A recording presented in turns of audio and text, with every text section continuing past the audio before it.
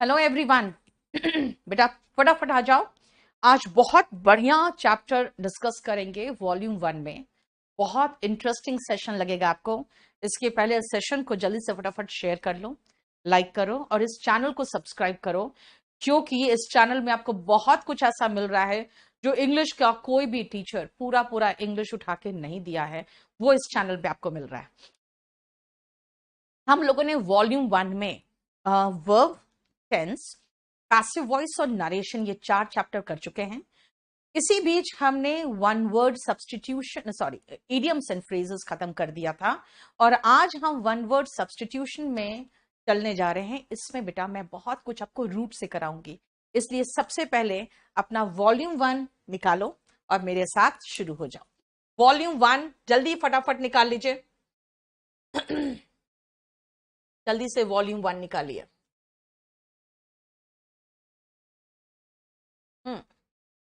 आ जाओ। सबसे पहले वॉल्यूम 1, आप चैप्टर नंबर शायद 29 है, वन वर्ड सब्सटीट्यूशन देख लो। मुझे ठीक से चैप्टर का नाम याद नहीं है ना। शुरुआत करते हैं वन वर्ड सब्सटीट्यूशन। बेटा ध्यान से सुनना। सबसे पहला वर्ड जो है एबेट्योर, ये क्या होता है? कसाई खाना, जिसको कहते हैं स्लॉटर हाउस। याद रखना, place where animals are killed for food, इसको हम लोग कहते हैं स्लॉटर हाउस। और मेरे साथ जो भी मैं लिखवाऊं वो लिखते चले जाओ, ठीक है? फाइन। देखो जरा ध्यान से, एबैट्योर का मतलब होता है कसाई खाना, जहां पे एनिमल को स्लॉटर किया जाता है, जहां पर स्लॉटर हाउस जिसको कहते हैं, जहां स्लॉटर करते हैं उसको स्लॉटर हाउस कहते हैं। नेक्स्ट आओ एबट। एबॉट मत बोलना, इट्स एबट। ये होते हैं जो मठ के सबसे हेड होते हैं ना, ठीक है, उसको मठाधीश कहते हैं। जो मोनास्ट्री, मोनास्ट्री मतलब जहां पे मंक्स रहते हैं, बेटा उसको मॉन्क्स नहीं बोलते हैं, उनको मंक कहते हैं। MONK is monk. जहां पे मंक्स रहते हैं उनको मोनास्ट्री बोलते हैं। तो मोनास्ट्री में जो सबसे हेड मंक होता है ना, उसको हम लोग कहते हैं एबट, ठीक है। जहां पे मंक्स रहते हैं, ओके, पेज नंबर 3386 देवरूपा ने बता दिया। जहां पे मंक्स रहते हैं, वहां पे जो मंक्स का सबसे हेड होता है उसको हम लोग एबट कहते हैं, ठीक है। Abbreviation, what is abbreviation? और एक्रोनिम भी यहीं कहीं होगा, ओके, नेक्स्ट पेज में होगा। उससे वो डिफरेंट कैसे है, ध्यान से सुनो। एब्रिविएशंस होते हैं shortened form of a word. जैसे इंग्लिश के लिए आप ENG बोलते हो, इंजीनियरिंग का शॉर्ट फॉर्म ENGG कर दिया जाता है। दिसंबर का एब्रिविएशन DEC होता है। सितंबर का होता है SCPT, है ना। तो एब्रिविएशन में जनरली हम क्या करते हैं, उसका एक शॉर्टेन फॉर्म लगाते हैं और उसके बाद एक फुल स्टॉप लगा देते हैं, जिसको हम लोग पंक्चुएशन में उसको कहते हैं पीरियड, ठीक है। पीरियड और फुल स्टॉप दोनों सेम वर्ड है, याद रखना। तो एब्रिविएशंस होते हैं shorten form of any big noun. जैसे मैंने कहा इंजीनियरिंग क्यों कहें, ENGG कर दो। इंग्लिश क्यों कहे, है ना, ENG कह दो, है ना, ENG लिख दो। सो एब्रिविएशन समझ में आ गया। बेटा ये डिफरेंट है एक्रोनिम से। कैसे? एक्रोनिम में जो 2-3 शब्द होते हैं ना, जिससे वो पूरा कंप्लीट एक शब्द बना होता है, उसका पहला लेटर से होता है। जैसे MLA, MP, SP, ACP। बेटा ये क्या है? एडिशनल कमिश्नर ऑफ पुलिस हो गया, sorry assistant commissioner of police हो गया, है ना। मेंबर ऑफ लेजिस्लेटिव असेंबली हो गया, मेंबर ऑफ पार्लियामेंट हो गया। बेटा मेंबर ऑफ पार्लियामेंट क्यों बोलूं, M और P से काम चल गया, है ना। समझ में आया? तो एक्रोनिम से डिफरेंट है एब्रिविएशन, क्योंकि एब्रिविएशन में मैंने इंजीनियरिंग को ENGG यानी उस शब्द को छोटा करके लिख दिया, और एक्रोनिम में जो 2-3-4 शब्द होते हैं उनका पहला अक्षर उठा के और वो एक वर्ड बना दिया जाता है। इसीलिए एक्रोनिम डिफरेंट है, ठीक है। हाँ, जैसे DEPT हो गया डिपार्टमेंट का, वो एक्रोनिम है, सॉरी वो एब्रिविएशन है। एक्रोनिम जैसे कहा मैंने ACP, MLA, DIG, FCI, IAS, yes ना। What is abdication? बेटा एब्डिकेशन होता है ना, जब अपना पद से आप हट जाते हो, एब्डिकेट कर देते हो, त्याग देते हो, पहले राजा महाराज और बड़े बड़े जो पोजीशन पे बैठे हुए मिनिस्टर्स होते थे, वो अपने पद को त्याग कर सीधा चले जाते थे, या तो सन्यास ले लिया या कुछ और जगह चले गए, तो वो एब्डिकेट करते थे, अपने पद का त्याग करते थे। वो एक प्रोसेस होता था जब वो बैठे हुए सिंहासन पे और उसके बाद वो उठ के अपना मुकुट वगैरह सब रख के और त्याग के चले जाते थे। दैट वाज द प्रोसेस जिसको एब्डिकेशन कहते थे। अब एब्डिकेशन हो गया जैसे औपचारिक रूप से अपना कोई पर्टिकुलर पद को त्याग कर देते हैं, जिसको रिलिंक्विश भी कहते हैं। एब्डिकेट का सिनोनिम रिलिंक्विश हो जाता है, इसीलिए। और रिलिंक्विश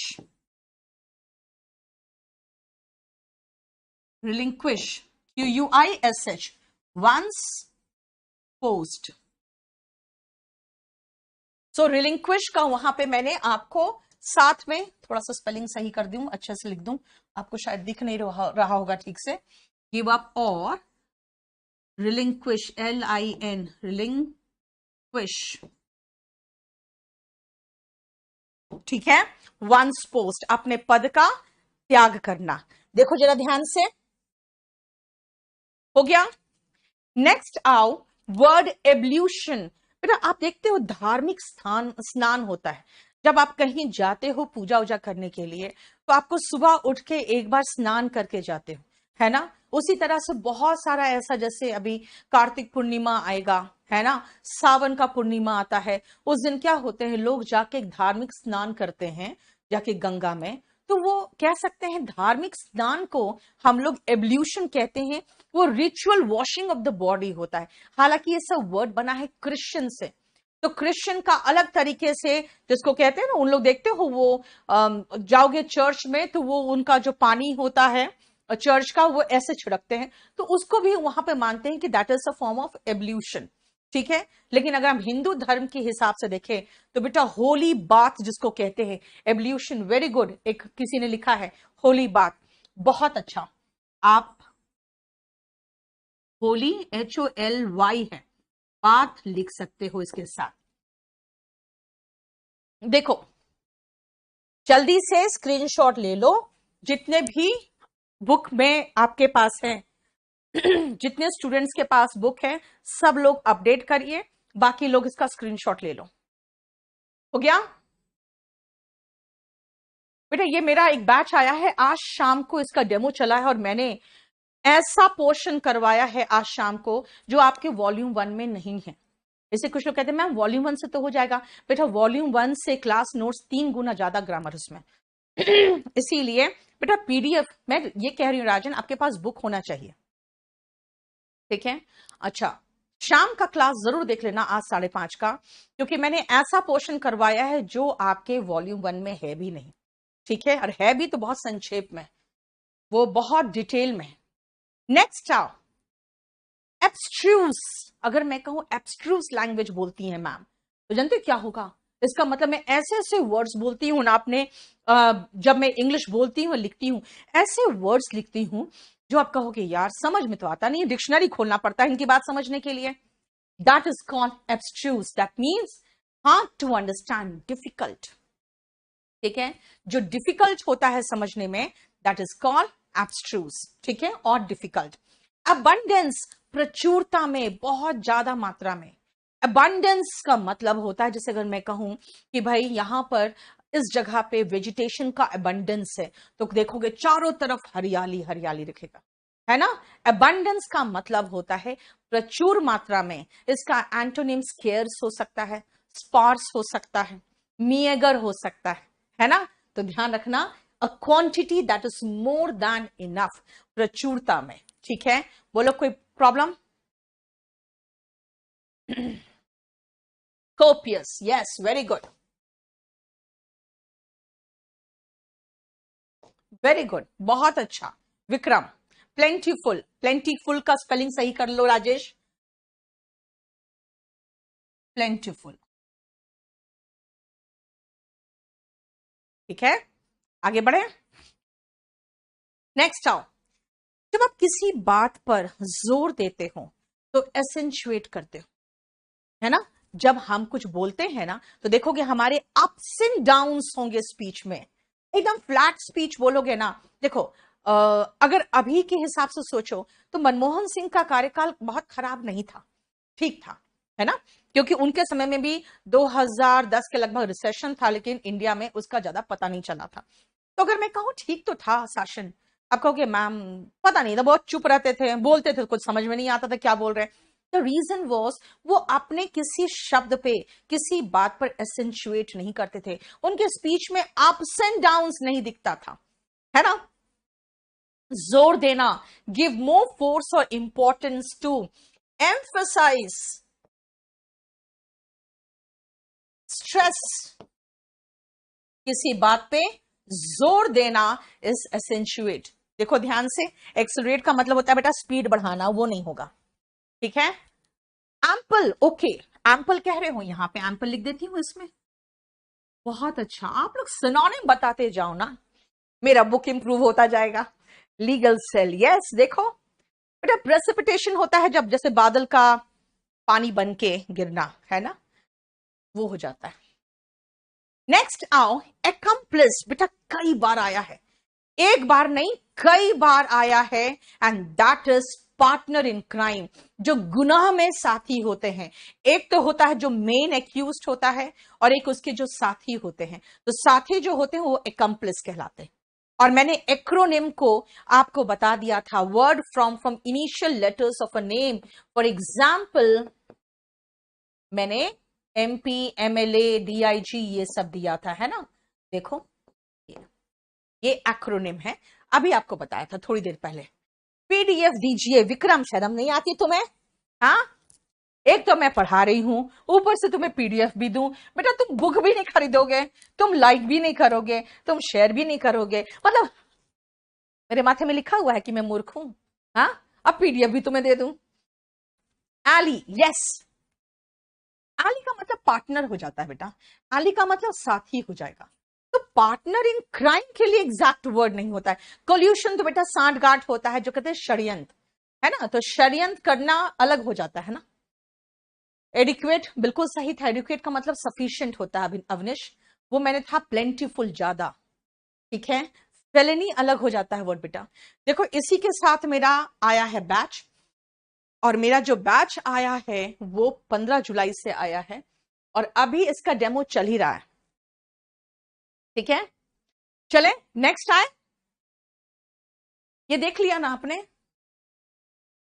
इस पेज का आप लोगों ने उतार लिया, और नहीं तो कम से कम स्क्रीनशॉट तो ले लो यार। चलो बेटा अभी एक एक करके करवा पाऊंगी ना, अभी तुम सिनोनिम एंटोनिम बोलोगे कैसे करवा दूंगी तुरंत। नेक्स्ट वर्ड में आओ, एडेंडम। देखो बेटा ध्यान से, एडेंडम में ये जो वर्ड है, एक मिनट, एडेंडम में ये जो वर्ड है ना, इसका मतलब है जोड़ना, ऐड करना। एडेंडम कोई चीज ऐड करके आता है, कई बार होता है ना कि मैम SSC का है ना नोटिफिकेशन तो आया था, अभी एक एडेंडम भी आ गया। एडेंडम का मतलब होता है ठीक है ये तो था ही, मैं और कुछ ऐड करके साथ में दे रहा हूं आपको, यानी कि फिर से उसका कुछ क्लैरिटी या कुछ भी आएगा तो लिखा रहेगा एडेंडम। एडेंडम का मतलब है परिशिष्ट, यानी things to be added at the end of a book, after the notification, ठीक है, आफ्टर द नोटिस, यानी अलग से कुछ। अमेंडमेंट तो बेटा होता है उसको सुधार, बेटा ये सुधार नहीं, अपेंडेड, लीगल सेल तो देखना पड़ेगा मुझे फिर। समथिंग एडेड, जो एक्स्ट्रा जो ऐड किया जाता है। जैसे एक चीज मैं बताती हूं आपको, अगर मान लो मैंने अपना वसीयत लिख दिया और फिर मुझे लगा कि अच्छा मेरा बेटा कुछ ज्यादा नौटंकी कर रहा है, तो मैं क्या करूंगी, उसमें एक और ऐड कर दूंगी कि ये प्रॉपर्टी है ना किसी और को दे दिया जाए, तो वो क्या होगा, उसको कोडिसिल कहते हैं बेटा, उसको एडेंडम नहीं कहते, ठीक है। चलो नेक्स्ट, एडवर्टीजमेंट सबको पता है यार। अफॉरेस्टेशन, देखो फॉरेस्टेशन, फॉरेस्टेशन वन को रोपना इज अफॉरेस्टेशन, ये शायद स्पेलिंग होता है ना, ये ना होता है, वनारोपण। एफॉरेस्टेशन का मतलब बेटा फॉरेस्टेशन करना, डिफॉरेस्टेशन का उल्टा। डिफॉरेस्टेशन में क्या होता है, पेड़ों की कटाई कर देते हैं लोग, है ना, फॉरेस्ट का नाश। तो फिर से फॉरेस्ट लगाना, पेड़ लगाना ताकि फिर से पेड़ उगे बढ़े, तो अफॉरेस्टेशन। डिफॉरेस्टेशन का उल्टा, ठीक है बेटा। एनक्लोजर और एनेक्स्चर अलग हो जाता है, वो एडेंडम नहीं है, something enclosed along with that. Yes, plantation कह सकते हो। लेकिन यहां पे क्या है ना बेटा, पूरा पूरा फॉरेस्ट लगाया जा रहा है। अब आओ एजेंडा और मिनट का डिफरेंस में समझा दूं बेटा, ध्यान से सुनना। एजेंडा, अगर मान लो मीटिंग है, मुझे कहा जाएगा मैम जल्दी आइए, अभी केडी कैंपस में मीटिंग है, मैं कहूंगी यार एजेंडा क्या है, पहले मुझे एजेंडा तो भेजो, मीटिंग में डिस्कस क्या होने वाला है। बेटा एजेंडम सिंगुलर है, उसका प्लूरल एजेंडा है। एजेंडा का मतलब होता है items of business for consideration, जिस पर हम लोग विचार करेंगे एट अ मीटिंग। कंसिडरेशन का मतलब होता है विचार विमर्श, है ना। हम किस मुद्दों पर हम विचार करने वाले हैं भाई। सैपलिंग बेटा छोटा सा जो पौधा होता है उसको सैपलिंग कहते हैं, वो यहां नहीं आएगा। सुनो मैंने क्या कहा, मैंने कहा भाई मीटिंग किस बात की है, एजेंडा तो भेजो। एजेंडा आ गया, अब मैं देख लूंगी अच्छा अच्छा ये चीजें हैं डिस्कस करना। अब मैं आ गई मीटिंग में, डिस्कस हो गया। अब मैं अपने असिस्टेंट को कहूंगी, अपने पर्सनल असिस्टेंट को कहूंगी कि नोट डाउन द मिनट्स।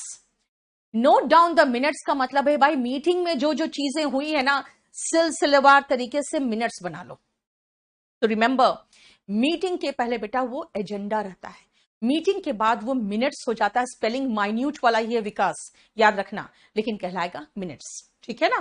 तो एजेंडा एंड मिनट्स समझ में आ गया बेटा। एग्रेसर, जो एग्रेसिव होता है, लड़ाकू होता है, हमेशा लड़ने, जैसे देखते हो चाइना बहुत ही एग्रेसिव की तरह इधर से परेशान की रहता है, उधर से पाकिस्तान एग्रेसिव की तरह परेशान की रहता है, और फिर हम भी एग्रेसिव हो जाते हैं। यार ये थोड़ी बात है कुछ, हाँ ऐसे चारों तरफ से हमला करोगे तो हम नहीं खेलेंगे, फिर हम एग्रेसिव हो जाते हैं। So what is aggressor? आक्रमणकर्ता, someone who attacks first. Aggressor होता है जो आक्रमण करता है, ठीक है, समझ में आया। चलो इस वर्ड में आप लोग देख रहे हो फॉरेस्टेशन, यहां पे फॉरेस्ट आपको दिख रहा है, यानी कि वन दिख रहा है ना। और यहां पे एग्रेसर में एग्रेसिव वर्ड दिख रहा है आपको। बताओ कोई प्रॉब्लम यहां पे? कल मेरा स्पोकन का एक बैच आ रहा है 3:30 बजे, जरा पढ़ना मुझसे और देखना, बिल्कुल डिफरेंट है। एजेंडम सिंगुलर है सोम, उसी का प्लूरल एजेंडा होता है, बिल्कुल स्पोकन अलग होता है, और ये जो आप पढ़ रहे हो ना बिल्कुल अलग होता है, ठीक है। इसके ऐसे वर्ड्स होते हैं बेटा कि इसमें 50% तो इस्तेमाल ही नहीं करोगे कभी, ठीक है। अब आओ इस पेज में ध्यान से देखना। एग्नोस्टिक से बना है एग्नोस्टिज्म। एग्नोस्टिक कैसे लोग होते हैं, सुनो ध्यान से। थीस्ट होते हैं जो सुबह सुबह उठ के प्रार्थना करेंगे, अपने भगवान को याद करेंगे, पूजा पाठ करेंगे, मंत्र जाप करेंगे, और मंदिर मस्जिद जाएंगे, और उसके बाद ही कुछ खाएंगे। थीस्ट होते हैं जो भगवान पर विश्वास करते हैं। अथीस्ट कौन होते हैं? अथीस्ट होते हैं जो भगवान पे बिल्कुल कोई भगवान नहीं है, ठीक है, मौज करो ऐश करो। जैसे एक बार एक लड़के ने कहा भाई मेरे दादाजी मरे हैं परसों, वो कहें बेटा पूरी मौज कर, यहां नर्क में जगह ही नहीं है, मैं तो खुद ही दीवार पे बैठा हुआ, ठीक है। ऐसे लोग होते हैं कौन? अथीस्ट, जो नास्तिक होते हैं, जिनको कोई भगवान से मतलब नहीं, वो भगवान को बिल्कुल नहीं मानते। अब एग्नोस्टिक बेचारे बीच में फंस जाते हैं, भगवान है नहीं है या नहीं है, कभी उनको लगता है नहीं है, यानी कि confused regarding the existence of God, वो होते हैं एग्नोस्टिक। एग्नोस्टिक कंफ्यूज रहते हैं, doubtful about the existence of God, ठीक है, समझ में आया। नेक्स्ट आओ एलियन। बेटा मैंने कहा ना मेरे दादाजी परसों मरे हैं, उन्होंने कहा बेटा मौज कर, मैं खुद ही दीवार पे बैठा हूं, यहाँ नर्क में बिल्कुल जगह नहीं है। नहीं, सही बात है यार, इतने लोग मरते हैं, नर्क में जगह कहां से मिलेगा। चल नेक्स्ट आओ एलियन। लोग सोचते हैं एलियन मतलब जो दूसरे ग्रह से आया है, जादू टाइप का, जो पिक्चर में दिखाता है, अजीब सा चेहरा रहेगा, 2 आंखें से बाहर निकली रहेगी, जादू टाइप का छोटा छोटा। ऐसा नहीं है यार। एलियन का मतलब होता है जिनको हम नहीं जानते, जो अजनबी होते हैं, जिनको हम नहीं जानते, जो अजनबी होते हैं। जैसे ये शहर भाई पता नहीं, समझ में नहीं आता यहाँ पे क्या है, रात में रात भर दुकानें खुली रहती है। I am alien to this place, I do not know anything about this city. Alien का मतलब हुआ अजनबी। I am alien to this place मतलब मैं इस प्लेस के लिए अजनबी हूं, फॉरेन हूं, है ना। कोई भी प्लेस, कोई भी सिटी, कोई भी ग्रह जो आपके जान पहचान का नहीं हो, इसीलिए one who belongs to a different country, race और ग्रुप, और you can even say race, group और प्लैनेट, जो हम लोग जानते हैं उसी को छोड़ा हुआ है यहां पे, है ना, दूसरे ग्रह का। Strange, yes, not known. ठीक है।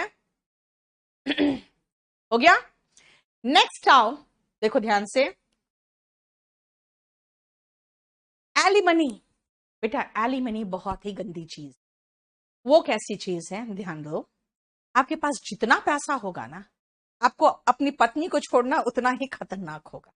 भयंकर पैसा देना पड़ेगा। क्यों? क्योंकि देश में एलिमनी, यहां पे इंडिया में तो थोड़ा सा नॉर्मल है, ज्यादा नहीं है, वरना विदेशों में एलिमनी बहुत हैवी देना पड़ता है। ये वो मोटी रकम या एक मुश्त रकम है, वो एक मुश्त रकम है जो आपको देना पड़ता है अगर आप अपनी वाइफ को छोड़ोगे तो कहोगे मैम मेंटेनेंस क्या है? बेटा मेंटेनेंस तो आपको तब तक देना पड़ेगा जब तक आप उसको तलाक नहीं दोगे। जब तलाक अगर देना पड़ा, भगवान ना करे ऐसा कभी हो, तब तो उसके बाद उनको एलिमनी देना पड़ेगा। एलिमनी के साथ दो तीन और समझ जाओ बेटा क्या है। एक एलिमनी है, एक पिन मनी है। पिन मनी का मतलब रोज के जो खर्चे होते हैं ना, उसके लिए जो पैसा दिया जाता है उसको पिन मनी कहते हैं, है ना। और एलिमनी जो होता है वो एक मुश्त रकम होती है जो वाइफ को देना पड़ता है, खासकर जब आप उसको डिवोर्स दे रहे हो तो। रिमेंबर, अगर हस्बैंड कुछ नहीं कमाता तो हो सकता है वाइफ को एलिमनी देना पड़े, लेकिन दैट इज बहुत डिफरेंट चीज है। ठीक है। एक्स ग्रेशिया अलग चीज है, लीगल सेल। एक्स ग्रेशिया अलग चीज होता है, ये होता है मरणोपरांत वगैरह जो देते हैं। ठीक है। नेक्स्ट आओ, एलिगरी। बेटा एलिगरी प्रतीक कथा है, और महाभारत से ज्यादा अच्छा प्रतीक कथा आपको नहीं मिलेगा, रामायण से अच्छा प्रतीक कथा नहीं मिलेगा। जैसे अगर महाभारत में देखोगे तो अगर धर्म का, अगर कहोगे प्रतीक था तो युधिष्ठिर था। ठीक है। उसके बाद अगर दोस्ती का प्रतीक कहोगे तो कर्ण है। बुराई का प्रतीक अगर कहोगे तो कौन होगा? दुर्योधन होगा, है ना। प्रेम मोह में अंधा का प्रतीक अगर कहोगे तो उसके फादर है, दुर्योधन के फादर, है ना। याद रखना कि कोई भी कहानी में, अब जैसे हम रामायण में चले, अगर हम कहे कि एकदम मर्यादा पुरुषोत्तम, जो कहते हैं पुरुष में सबसे उत्तम का प्रतीक कौन है, तो राम है ना। एक बिल्कुल डिवोटेड वाइफ का प्रतीक कौन है, तो सीता है ना। एक बहुत ही आदर और सम्मान से भरा हुआ भाई, छोटा भाई का प्रतीक कौन है, तो वो है लक्ष्मण। तो ये स्टोरी होता है जब ideas are symbolised as people and they are called allegory. Allegory समझ में आ गया? बोलो। अब शकुनी जैसे छल कपट प्रपंच का प्रतीक था। ठीक है। बेटा यहां पे एक लड़का अब थोड़ी देर में ब्लॉक होगा, क्योंकि खुशी, यू आर वेरी ब्यूटीफुल, खुशी आई लव यू। बेटा खुशी तुमको घास भी नहीं डालेगी, ठीक है, लेकिन कुत्तों वाली हरकतें करते हो यार। हाँ, इसीलिए तुम लोग का नाम है ना छिछोरे पड़ता है। चलो नेक्स्ट आओ, एलिटरेशन। बहुत हिंदी में बहुत बढ़िया सा है एक, चुन्नू के चाचा ने चुन्नू की चाची को, है ना, चांदी के चम्मच से चटनी चटाई। क्या है? च च च च च मतलब commencement of adjacent letters, adjacent words। adjacent का मतलब होता है बेटा पास पास के शब्द, with the same letter। Lovely, lively, lilies, बहुत सुंदर फूल खिले हुए हैं चारों तरफ, क्या कहेंगे? Lovely, lively, lilies. यानी कि देखो एल एल एल था, याद रखना एडजेसेंट का मतलब होता है पास पास के। जो शब्द है, सारे शब्द एक ही लेटर से शुरू हो, वो क्या होता है ना, वो एक रिदम बना देता है ना। एलिट्रेशन होते हैं बेटा, याद रखना। जैसे ये एलिट्रेशन है ना। एक दो और वर्ड्स आएंगे अभी, जैसे सिमिली, मेटाफर वगैरह, ये सारे फिगर्स ऑफ स्पीच है, ध्यान रखना, ये फिगर्स ऑफ स्पीच है। हो गया?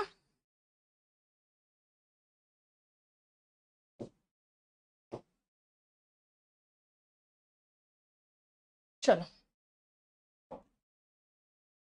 नेक्स्ट आओ बेटा, यहां पे जरा ध्यान दो, एक वर्ड है यहां पे ऑल्टर, या ऑल भी मान सकते थे, जो रूट है अदर का, और ट्रूएस्ट में आप ट्रू वर्ड दिख रहा होगा जिसका मतलब होता है सच्चा।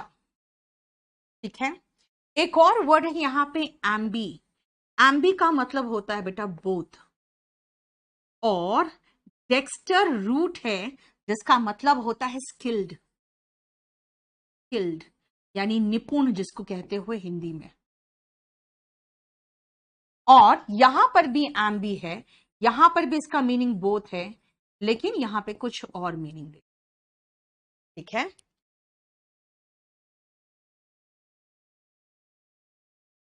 हो गया? चलो जल्दी से फटाफट स्क्रीनशॉट ले लो। नेक्स्ट आओ, देखो ध्यान से बेटा, ऑल्ट्रुइस्ट, ऑल्ट्रुइस्ट का मतलब अदर के प्रति सच्चा, दूसरों के प्रति सच्चा। जो दूसरों के प्रति सच्चा होगा ना बेटा, वो होंगे ऐसे लोग जो दूसरों का भला चाहेंगे। ऐसे लोग फिलैंथ्रोप कहलाते हैं।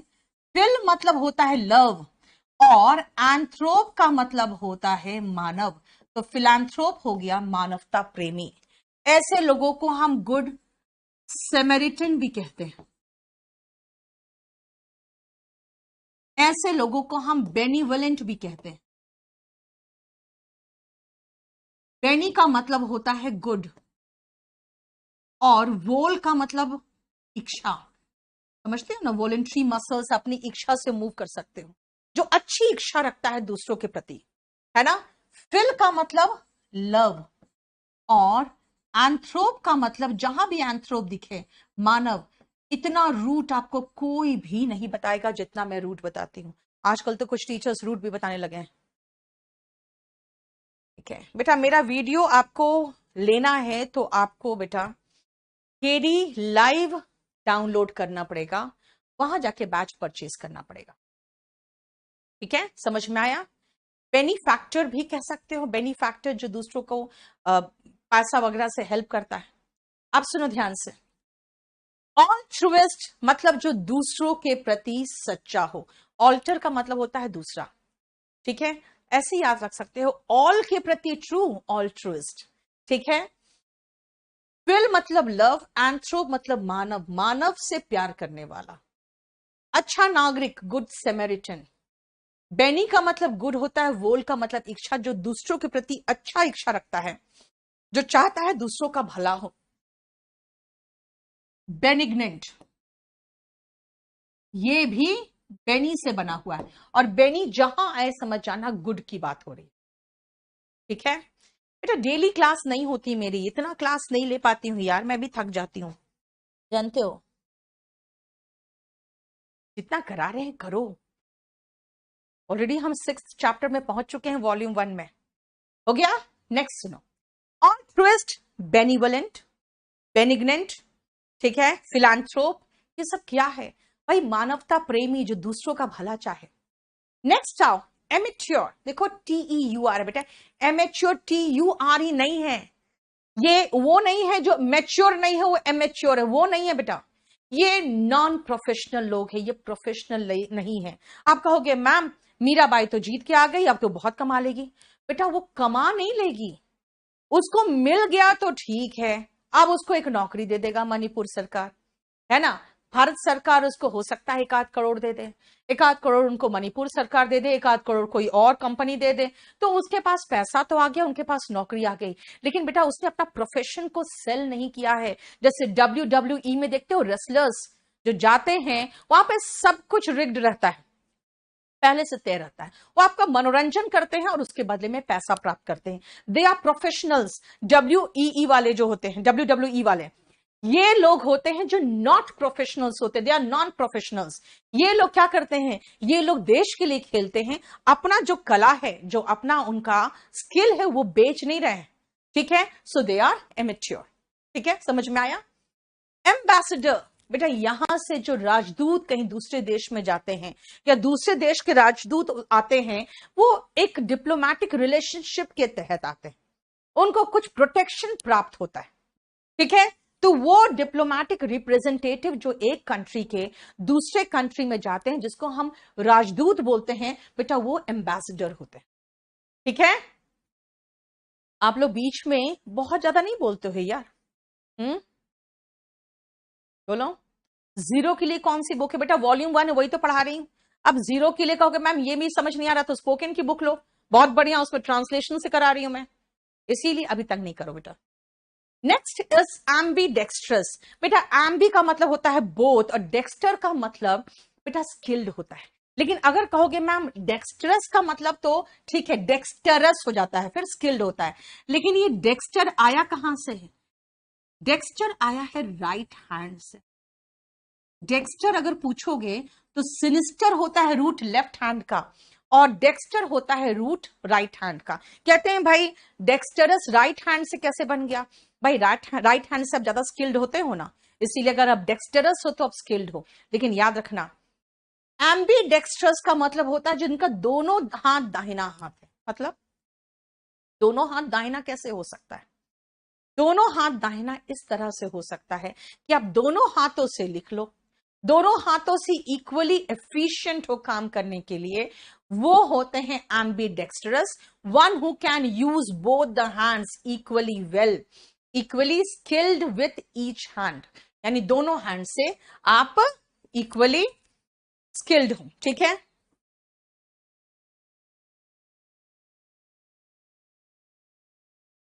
Both the hands, clear? बोलो कोई प्रॉब्लम? एडेप्ट नहीं बेटा, वो तो स्किल्ड होता है। यार क्या हो गया?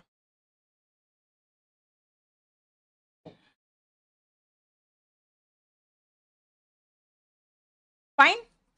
नेक्स्ट आओ एम्बिगुअस। मैंने कहा था एम्बिगुअस का मतलब, एम्बी मतलब बोथ, एम्बिगुअस मतलब यार दोनों मीनिंग निकल रहा है, ये बोलना क्या चाह रहा है ना? ये तो बहुत ही एम्बिगुअस स्टेटमेंट दे दे रहा है, मतलब उसके एक से अधिक मीनिंग निकल रहे हैं। एम्बी मतलब बोथ, दो तरह से मीनिंग निकल रहे हैं।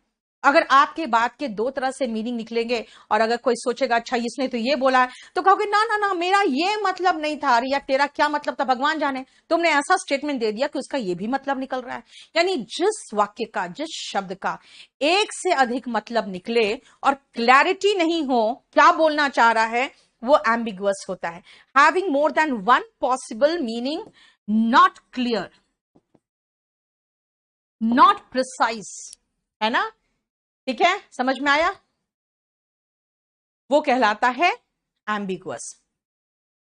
यूनिवोकल का एंटोनिम है ये यूनिवोकल का एंटोनिम है, ठीक है बेटा। कंपल्सरी इंग्लिश, स्पोकन इंग्लिश के साथ ही आता है, और इसमें मैं ऐसे प्रेसी, लेटर, रिपोर्ट, बाकी एडिटोरियल ये सब कराती हूं, ठीक है। चलो नेक्स्ट आओ, यहां पर इस पेज में भी मैं आपको लिख के दे रही हूं।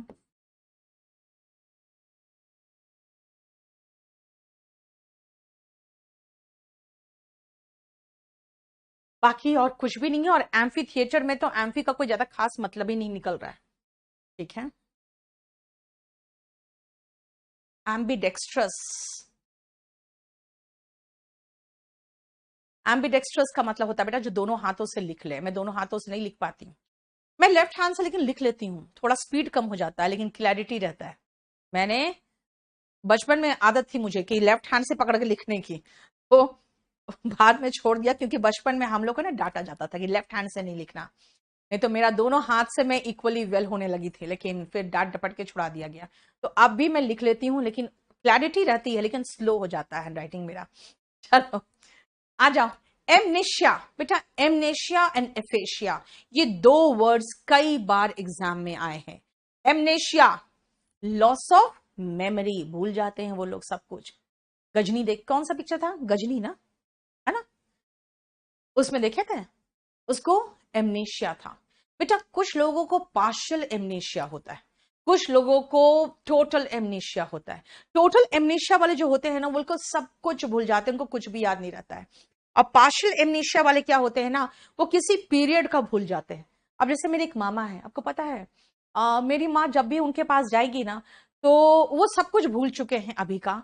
जब मेरे फादर जिंदा थे और वो मेरे फादर मधुपुर में रहते थे, और वो मधुपुर में जाके उनके पास कई बार रह के आते थे, तो उनको बस वही याद है। और मेरी माँ के साथ जब वो बैठेंगे ना, तो बस वही सारी बातें करेंगे। मेरी माँ भी डिस्टर्ब हो जाती है, इसलिए जाती नहीं है। तो क्योंकि वो सब कुछ भूल गए, उनको सिर्फ 1972-73 वगैरह का ही याद है, जब मतलब मैं पैदा भी नहीं हुई थी, मेरे फादर मधुपुर में रहते थे, उस समय का याद है।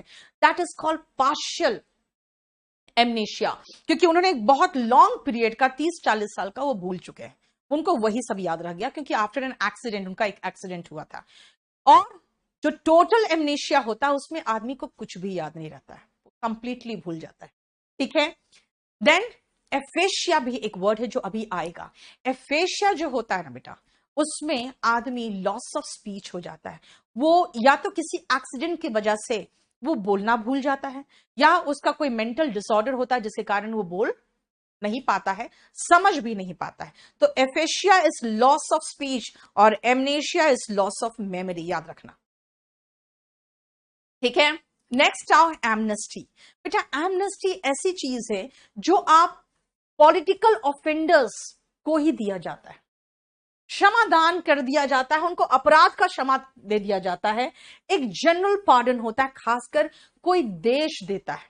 ये ऐसे नहीं है कि कोई आदमी दे दिया या कोई कोर्ट दे दिया। जनरली ये पॉलिटिकल ऑफेंडर्स होते हैं जो भाग जाते हैं बाहर, फिर कहा जाता है अच्छा तुम्हें एमनेस्टी दे दिया गया है, तुम वापस आ जाओ। तो एमनेस्टी होता है जो वो अपराध क्षमा होता है। एक जनरल पार्डन होता है फॉर पॉलिटिकल ऑफेंडर्स। ऑफेंडर्स का मतलब होता है जो गुनाहगार होता है वो। ठीक है। बेटा वॉल्यूम 2 वॉल्यूम 1 से अलग है, तो बिल्कुल अलग चीज है। वॉल्यूम 2 पढ़ना चाहिए। वॉल्यूम 2 में बहुत बढ़िया स्टोरीज है, 4-5 स्टोरीज तो मैं पढ़ा चुकी हूं आप लोगों को, देखा है ना आप लोग ने स्टोरीज में वोकैबुलरी, वो वॉल्यूम 2 में। नेक्स्ट आओ एम्फीबियन। बेटा एम्फी मतलब बोथ होता है, एम्फी मतलब बोथ, एम्फी मतलब बोथ, याद रखना। एम्फीबियन उभयचर को कहते हैं, और एम्फीबियन जो होते हैं both on land and in water, दोनों जगह रह सकते हैं, लैंड एंड वाटर दोनों जगह रह सकते हैं, वो होते हैं एम्फीबियन। अब मुझे बताना एम्फीबियन के एक दो एग्जांपल्स जो भी आपको आता है जल्दी से। सिनोनिम एंटोनिम वॉल्यूम 1 का बहुत शानदार है बेटा, प्रीवियस क्वेश्चंस पूरा उठाया हुआ है मैंने उसमें। जल्दी जल्दी बताओ, एग्जाम्पल बोलो, एम्फीबियन का एग्जाम्पल। मैं देखना चाहती हूं तुम लोग का साइंस कैसा है। बाकी लोग इसको जरा फटाफट स्क्रीनशॉट ले लो। जल्दी। Frog, okay very good. Frog and crocodile, Vikas cold blooded, okay frog. बाकी कुछ, क्रोकोडाइल और फ्रॉग। स्नेक भी आ गया, अच्छा डक भी आ गया, ओके। अरे वाह, टर्टल भी आ गया। देखो कितने मेरे नौनिहाल सब कितना पढ़े लिखे लोग बैठे हुए हैं। टर्टल, क्रोकोडाइल, एक और कोई एफ से कोई और जानवर भी आ रहा है, पता नहीं कौन सा जानवर आ रहा है। स्नैक नहीं होता बेटा, स्नेक होता है। तुम तो स्नैक्स अपना जो शाम का भोजन वो भी लगा दी वहां पे। हाँ, स्नैक्स जो खाते रहते वही स्नैक याद रह गया तुमको। रघुवंशी भी आ गया इसमें तो। अरे शर्म करो तुम लोग, डूब मरो, इतना सा चुल्लू में पानी लो। जानते हो मेरी माँ कहती थी पहले, चुल्लू भर पानी में डूब मरो। तो मैंने सोचा यार चुल्लू भर पानी में डूब कैसे मरते हैं, पहले हमको ये तो पता चले। तो मेरी माँ से मैंने पूछा, अरे एक बात बताओ पहले माँ, ये चुल्लू भर पानी में कैसे डूबते? तो उन्होंने कहा कि चुल्लू में पानी लो और नाक डुबा के मर जाओ। ठीक है, तो तुम लोग के लिए मैंने मैंने वही चीज मुझे याद आ गया कि भाई रेप्टाइल्स भी आ गया इसमें। चुल्लू भर पानी लो और उसमें नाक डुबाओ और तुम लोग भी मर जाओ। ठीक है। गधो, स्नेक, क्रोकोडाइल, इन सब, स्नेल भी आ गया लो। स्नेक, क्रोकोडाइल, इन सबको ऊपर आना पड़ता है सांस लेने के लिए। क्रोकोडाइल भी देखते हो अपना नाक ऊपर करके बैठा रहता है ना, पानी के बाहर। यही में तुम लोग चुल्लू भर पानी के लायक हो। अब सुनो ध्यान से, ऐसे कोई गाली देता होगा तुम लोग को? नहीं ना, मैं ही देती हूँ इतना गाली गलौज ना। सुनो, सिर्फ फ्रॉग एंड टोड है बेटा जो पानी में भी सांस ले सकते हैं। स्नेक को भी सांस लेने के लिए ऊपर आना पड़ता है। पानी में भी सांस जो ले सकते हैं सिर्फ सिर्फ वही एम्फीबियन होंगे। खाली एग्जाम्पल जो है वो सिर्फ दो है, फ्रॉग एंड टोड। जब ये पैदा होते हैं अंडे के बाद ये गिल से रिस्पायर करते हैं जस्ट लाइक फिश, और उसके बाद ये अपने स्किन से भी रेस्पिरेशन करते हैं। ये पानी के अंदर रेस्पिरेशन कर लेंगे और ये हवा में भी रेस्पिरेशन कर लेते हैं। याद रखना, देखो एक बफलो भी आ गया। एकदम सही में तुम लोग का दिमाग बफलो वाला बेटा। तुम लोग सही में भैंसों में भैंस के आगे बीन बजा रही है? अब बताओ, भैंस के आगे बीन बजाने का इडियम क्या पढ़ाया था? एम्फीबियन में सिर्फ आता है फ्रॉग एंड टोड, बस और कुछ नहीं। जो सांस ले सकता है पानी और हवा दोनों में, लैंड पे भी और पानी में भी, सिर्फ दो ही है। नेक्स्ट आओ, एम्फी थिएटर। कहते हैं थिएटर भाई सामने बैठोगे तभी दिखेगा आपको, इधर से ही दिखेगा, है ना? आपको एक तरफ ही फेस करके बैठोगे। लेकिन एम्फी थिएटर में आप कहीं भी बैठ जाओ आपको दिखेगा, यानी दोनों तरफ से दिख सकता है। बेसिकली बात तो चारों तरफ से दिख सकता है। ऐसा थिएटर जो ऐसा ओवल शेप का होगा, जिसमें जो चेयर्स होंगे ऐसे ऐसे ऊपर जाते रहेंगे और आप कहीं भी बैठ जाओ आपको वो सब कुछ रंगमंच दिखेगा। इसका मतलब ऐसे पहले होते थे ग्रीस वगैरह में बेटा। अब उसी शेप का यहाँ पे क्या बनता है, यहाँ पे आप जब मैच वगैरह देखने जाते हो तो वैसे ही तो एम्फी थिएटर होता है ना? लेकिन पहले कहते थे ग्रीस वगैरह में जो मल्ल युद्ध होता था और ऐसे युद्ध होते थे जो एक दूसरे से इतना भिड़ते थे कि जो हारता था वो मर ही जाता था। तो वैसे देखने के लिए जब होते थे युद्ध, मतलब दो के पीछे द्वंद्व युद्ध जिसको कहते हैं, तो उनको वहां पे एम्फी थिएटर बनाया जाता था। ठीक है, yes. Casting pearls before a swine, very good Sanjay, very good. Devrupa, very good. Hrithik, yes. Now next is analgesia. What is analgesia? देखो, दर्द की अनुभूति नहीं होना, मतलब it is a type of disorder जो हमारा बॉडी में कुछ भी चीज चुभता है तो वो हमें पेन फील ना हो दिमाग में, दैट इज एनाल्जेसिया। ठीक है, the loss of ability to feel pain while still conscious. ठीक है, समझ में आया? देखो तो बोलो, कोई प्रॉब्लम यहां तक? नेक्स्ट आओ, ये भी याद रखना बेटा, आप लोग इसको भी मैं सेव करते जा रही हूं, आप लोग भी इसको स्क्रीनशॉट ले लेना बेटा। मेरा अगर कोई जिसको बहुत हड़बड़ी है कि भाई मैं ऑल्टरनेट डे क्लास नहीं कर सकता, मुझे जल्दी से जल्दी सब कुछ चाहिए, मुझे बहुत नजदीक है एग्जाम इसी साल देना है, आप टारगेट 250 ले लेना। इसमें इंग्लिश स्पेशल 09 का पूरा वीओडी है। इंग्लिश के जितने प्री मेंस के टेस्ट पेपर्स है सारे हैं, सब वोकैब है, और लाइव जितने प्रीवियस से पेपर डिस्कस कर रही हूं सब इसमें आ जाएगा। ठीक है, नेक्स्ट आओ,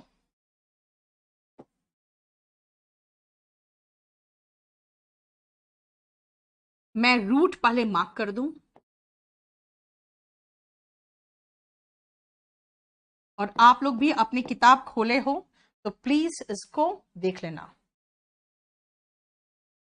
आज शाम को मैंने यही ANN जो है इसी का बताया है, इसीलिए आप चाहो तो वो उसमें भी देख सकते हो कि मैंने कैसे ANN की बात की है। ठीक है, शाम का 5 बजे का भी बैच में वो कैब में यही तो ये वर्ड आया था एनुअल का। ठीक है,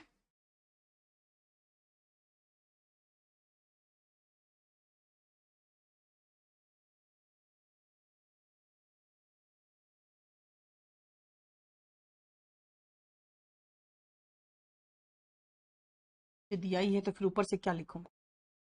चलो देखो, देख लिया 31 to 35। आओ देखो, एनार्किस्ट बेटा, आर्की का मतलब होता है शासन, है ना? जैसे मोनार्की, मोनार्क का, राजा का शासन, मोनार्की, है ना? नाउ सी, आर्की मतलब शासन, तो फिर एनार्की एन लगा दिया, एन, इन, अन, डिस, मैल, ये सब वर्ड को नेगेटिव बनाता है। एनार्की होता है अराजकता, जब किसी का शासन नहीं है, सब तरफ अफरा तफरी है, कोई शासन नहीं है, वो एनार्की होता है ना। जैसे कुछ दिनों पहले देखे थे, बिल्कुल एनार्की फैल गया था यार, कहां किसी भी हॉस्पिटल में जगह नहीं, सब लोग परेशान, सब लोग भाग रहे हैं। तो एक तरह से लगा था जैसे कि एब्सेंस ऑफ गवर्नमेंट हो गया था इन अ कंट्री, है ना। तो व्हाट इज दैट? एनार्की। लेकिन अराजकता अलग तरह की चीज होती है बेटा। जैसे कुछ देशों में देखोगे अचानक एनार्की फैल जाएगा, सरकार के हाथ से सब निकल गया, कोई भी आके सत्ता पे बैठ गया, वो असली एनार्की तो वो होता, हम लोग तो देखे नहीं वो सब चीजें। एनार्की इज अराजकता, ठीक है। तो एनार्किस्ट कौन होगा? भाई अराजक होगा, जो मेन आदमी होगा अराजक, जो पूरा का पूरा तहस नहस कर दिया वहां का सत्ता, वो एनार्किस्ट होगा। बहुत सारे मिडिल ईस्ट की कंट्रीज है, उसमें एनार्किस्ट ने क्या किया, आके पूरा एनार्की फैला दिया, और उसके बाद पूरा का पूरा कंप्लीट वहां का सत्ता किसी के हाथ में चला गया। ठीक है ना। एनेक्डोट क्या है, ध्यान से सुनना बेटा। एनेक्डोट होते हैं, अगर कोई सांप काट लिया या बिच्छू काट लिया, तो क्या होता है ना, जब आप देखोगे किसी मरीज को उठा के हॉस्पिटल ले जाओगे, तो वहां पे जहर नाशक दिया जाता है, जिससे बॉडी में जो जहर है उसका कोई काट होगा, वो पूछेगा कौन सा सांप काटा है, उसके अकॉर्डिंग वहां पे उसे दिया जाएगा दवा। अच्छा, एनेक्डोट का तो ओ एंटीडोट बोल दिया मैंने, एनेक्डोट है ये, सॉरी एंटीडोट बोल दिया मैंने आपको। रुको, एंटीडोट नहीं है ये, एनेक्डोट है, सॉरी। सुनो, एनेक्डोट होता है बेटा किस्सा, कथा, छोटा सा या कोई इंटरेस्टिंग सा कथा, वो होता है एनेक्डोट। एंटीडोट नहीं है, एनेक्डोट है, सॉरी। सुनना, पहले के जमाने में जब सेलर्स बाहर जाते थे, तो बेटा 6-6 महीना, साल भर तक वो कहीं कहीं जगह जगह घूमते रहते थे, है ना।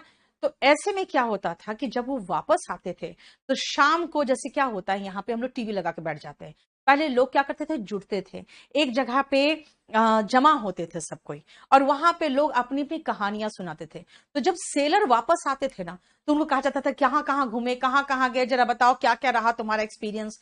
तो वो क्या करते थे ना, शॉर्ट स्टोरीज, कहीं पर गए, वहां पे कुछ ऐसा घटना घटी जो याद रह जाए, वो ऐसे किस्से, छोटे छोटे किस्से होते थे, जो वो शाम को बिठा बैठ के चौपाल पे सुनाते थे।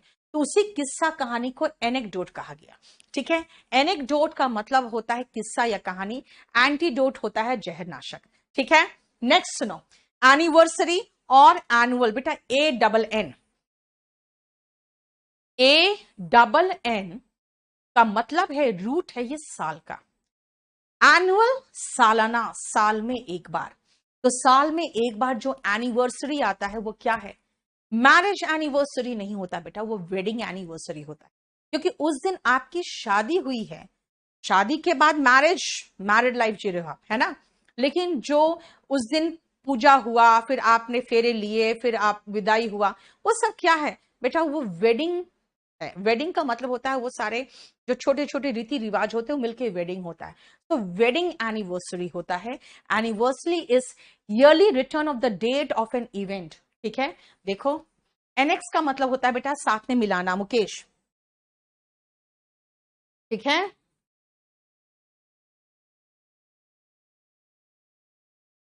इस बैच के लिए याद रखना, इस नंबर पे फोन करना है आपको, 8744004012। इसमें सिर्फ 100 सीट से, याद रखना। नेक्स्ट आओ, एन का मतलब तो समझ में आ गया।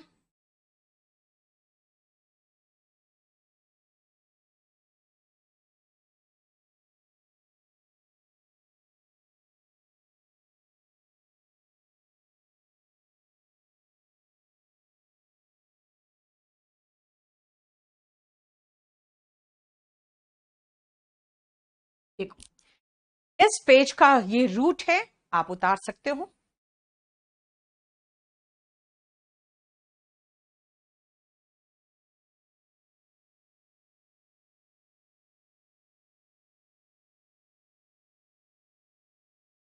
देख लिया।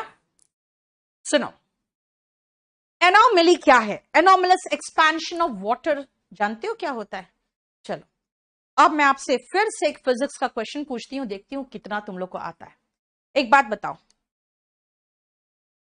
ठंडे देशों में, ठंडे देशों में पूरा ऊपर से बर्फ जमा रहता है, लेकिन लोग क्या करते हैं, जाके एक गोल सा बर्फ काटते हैं, इतनी मोटी परत बर्फ का काट के हटाते हैं और फिशिंग शुरू कर देते हैं। पानी के अंदर मछली जिंदा कैसे रह लेती है अगर इतना ज्यादा ठंड है और पानी जम चुका है? तो मुझे जरा बताओगे, फिर मैं एनॉमली पढ़ाऊंगी। चलो नेक्स्ट आओ। एनोनिमस, एन का मतलब नेगेटिव, निम मतलब नाम, या जिसमें नाम ही लिखा हुआ नहीं है। एनोनिमस लेटर अगर आ गया कि आपको उठा के ले जाएंगे, बिल्कुल डर जाओगे। क्यों? क्योंकि उसमें नाम ही नहीं है किसने लिखा है ना।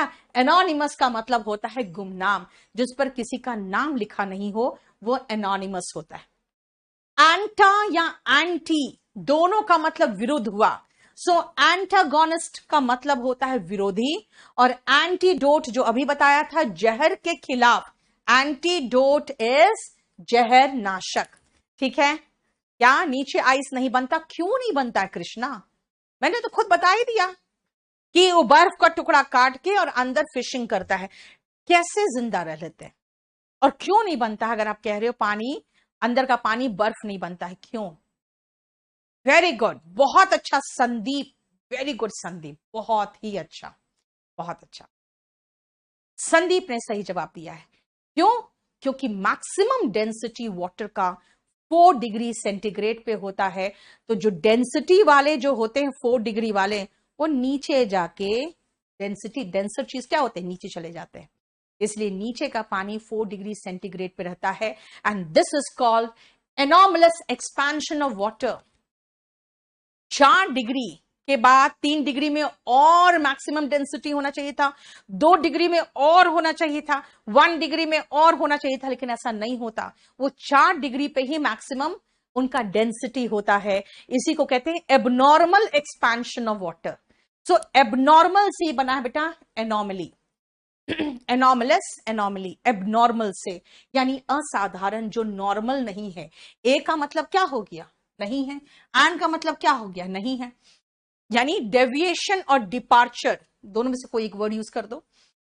From common rule of standard which is normal. Normal क्या होगा? जितना ठंडा होगा उतना घना होगा, उतना डेंसर होगा। जब 4 डिग्री पे सबसे ज्यादा डेंस है, इसका मतलब क्या हो रहा है कि 4 डिग्री पे डेंस हुआ और 3 डिग्री पे फिर डेंस खत्म होने लगा। तो ऐसा तो नहीं होना चाहिए।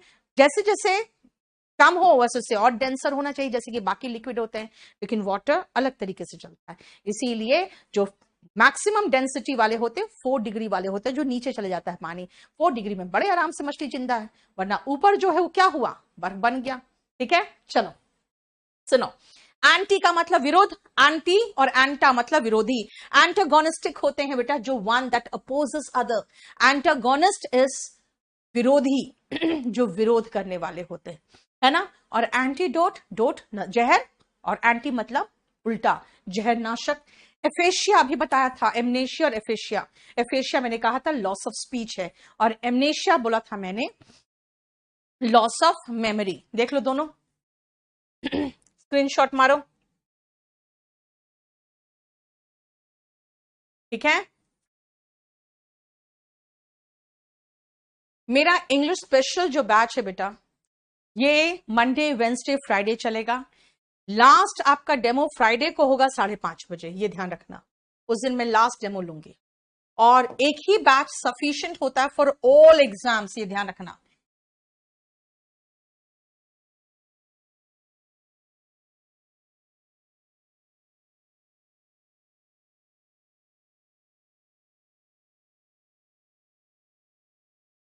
देखो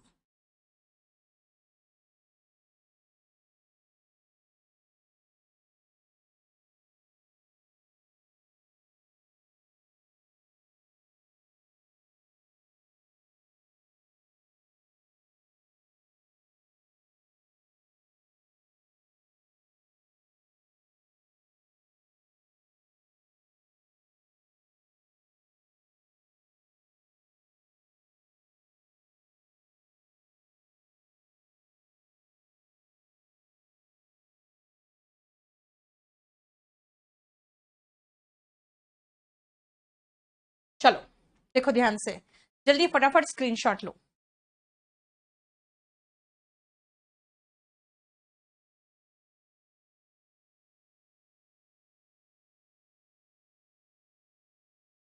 चलो, एपोस्टेट कौन होते हैं?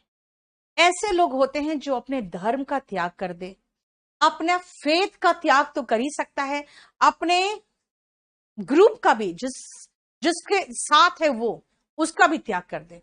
सो वन हु अबंडेंस छोड़ देता है, अबंडेंट मतलब छोड़ देना, his religious faith is apostate, है ना। ऐसे व्यक्ति को हम कई बार बेटा टर्न कोट भी कहते हैं। हालांकि टर्न कोड का मतलब ऐसा नहीं है कि एक्चुअल अपोस्टेट है। ये लोग होते थे जो अपने सेना को छोड़कर दूसरे सेना का कोट पहन के निकल लिए साथ में, क्योंकि हमारा सेना तो मर रहा, हार रहा है ना। तो ऐसे लोग टर्न कोट कहलाते थे। लेकिन फिर भी हो गया, अपने धर्म का, अपने ग्रुप का, अपने समाज का जो बहिष्कार कर देता है, छोड़ देता है, उसको एपोस्टेट कहते हैं, जिसका एग्जैक्ट हिंदी है धर्म त्यागी। ठीक है। एक्वेटिक, बेटा एक्वा कहीं भी देखो समझ जाओ वाटर से रिलेटेड है, इसलिए एक्वेटिक का मतलब होता है जो पानी में रहता है, जैसे मछली वगैरह। एक्वेटिक मतलब एनिमल्स या कोई भी which live, that live in water is aquatic. ठीक है। नेक्स्ट आओ, आर्बिट्रेटर। आर्बिट्रेटर का मतलब, हाँ, धर्म त्यागी, या आप कह सकते हो दल बदलू। सिनोनिम में आ जाता है इसलिए लिख दिया, अदरवाइज एपोस्टेट एग्जैक्टली धर्म त्यागी को बोलते हैं। ठीक है बेटा, आप कोई भी एग्जाम ले लो, एयरफोर्स या कोई भी ले लो प्रतीक, आप केडी लाइव में जाके बैच नंबर 19 ले लो, more than sufficient for every exam. ठीक है। और सब कुछ बिल्कुल स्टार्टिंग से पढ़ाते हैं सौम्य। ठीक है। हमारे बैचेस जो शुरू होते हैं 3 जगह से होते हैं, एक वर्ब, एक टेंस, एक नाउन। ये बैच नाउन से शुरू है, बैच नंबर 19। नेक्स्ट आओ, आर्बिट्रेटर। बेटा आर्बिट्रेटर, आर्बिट्रेट या आर्बिट्र, जो भी कह दो, दोनों में आरबी जो वर्ड है ना, वो मध्यस्थता से रिलेटेड। कई बार ऐसा होता है कि आपका और किसी और के बीच में एग्रीमेंट होता है कि चलो मान लो हम में से कोई भी एग्रीमेंट तोड़ा, तो एक हम दोनों मिलके एक मध्यस्थता करने के लिए किसी एक को अपॉइंट कर लेंगे, चाहे वो किसी कोर्ट का रिटायर्ड जज होगा, या कोई भी ऐसा व्यक्ति जो दोनों मिलके हम लोग एक व्यक्ति को रख लेंगे जो दोनों तरफ से न्यूट्रल होगा, वो आर्बिट्रेटर होता है। सो आर्बिट्रेटर होता है बेटा समवन चोजन टू जज and decide a disputed issue. Disputed का मतलब होता है जो लड़ाई झगड़ा से रिलेटेड होता है। ठीक है। डिस्प्यूट मतलब लड़ाई झगड़ा। ठीक है। सीरियस का सिलेबस, कुछ सबका सिलेबस सेम है बेटा, एक दो चैप्टर अलग है। अब जैसे टीजीटी पीजीटी का पंक्चुएशन और क्लॉज वगैरह अलग है, ट्रांसफॉर्मेशन ऑफ सेंटेंसेस है। अब ट्रांसफॉर्मेशन सेंटेंस सीरियस में भी आता है, ठीक है, एसएससी में नहीं आता, तो मुझे तो पढ़ाना ही पड़ेगा, क्योंकि आपका अलग अलग थोड़ी हम पैसा लेंगे अलग अलग बैच का। एरिस्टोक्रेसी, बेटा क्रेसी का मतलब अभी बताया था रूल होता है, एनार्की। याद रखना, आर्की और क्रेसी ये दो वर्ड होते हैं, आर्की और क्रेसी, दोनों का मतलब शासन होता है। और एरिस्टोक्रेट कौन होता है यार? ऊपर मतलब एलिट क्लास, जो कहते हैं पैसे वाले धनी लोग, नोबल क्लास होते हैं जो है ना, वो एरिस्टोक्रेट कहलाते हैं। तो एरिस्टोक्रेसी क्या होता है? जिसमें एलिट क्लास यानी समाज के ऊपरी वर्ग के लोग शासन करते हैं। इंग्लैंड में नोबल्स होते थे, है ना, वो शासन करते थे एरिस्टोक्रेसी में। तो ruled by upper class of the society, वो एरिस्टोक्रेसी होता है। हालांकि क्रेसी एंड आर्की ये आप अलग से पूरा डिटेल में पढ़ोगे, अगर उसका पूरा लिस्ट चाहिए तो वॉल्यूम 2 ले लेना। ठीक है। नेक्स्ट आओ, आर्मिस्टिस। आर्म दिख रहा है यहां पे, इसका मतलब क्या है? हथियार। आर्म्स मतलब हथियार होता है, यानी जब हथियार डाल दिया जाता है और युद्ध विराम कर दिया जाता है, उसको, उसके लिए एक वर्ड यूज है आर्मिस्टिस। द सेसेशन, सेसेशन का मतलब stopping of warfare before a treaty is signed. ये एक एक्चुअल ऐसा पीरियड होता है जिस समय एक सेना हार चुकी होती है, दूसरी सेना लगभग जीतने पर रहती है, और उसके बाद एक दबाव बनाया जाता है कि आप एग्रीमेंट साइन करिए। और वो जो युद्ध विराम का छोटा सा पीरियड होता है, जब एक सेना हारी हुई पस्त खड़ी है और दूसरा भी शांत बैठी हुई है क्योंकि अभी कुछ ट्रीटी साइन होने वाला है ना, उसको कहते हैं आर्मिस्टिस। ठीक है, समझ में आ गया। इसीलिए आज हमारा 45 तक हो चुका और ये आपको मैं कंप्लीटली आप स्क्रीनशॉट ले चुके हो। ठीक है, एक बार पूरा होने दो, उसके बाद फिर मैं आपको लोड भी करवा दूंगी, लेकिन मैं चाहती हूं आप वॉल्यूम 1 लेके बैठो ताकि साथ में पढ़ सको। बेटा ये मेरा नया बैच आया हुआ है, मंडे वेंसडे फ्राइडे, ये चलता है 5:30 से 7। इसमें पूरा कंप्लीट आपको ग्रामर हो जाएगा, वोकैबुलरी हो जाएगा, 75 टेस्ट पेपर सीजीएल का, सीएचएसएल का, tier 1 and tier 2, bank PO clerk, सब कुछ इसमें इंक्लूडेड है। इसीलिए आप इसको ले लेना, ये मोर than sufficient for every objective exam. ठीक है, चलो आज इतना ही रहने दो। Thank you so much.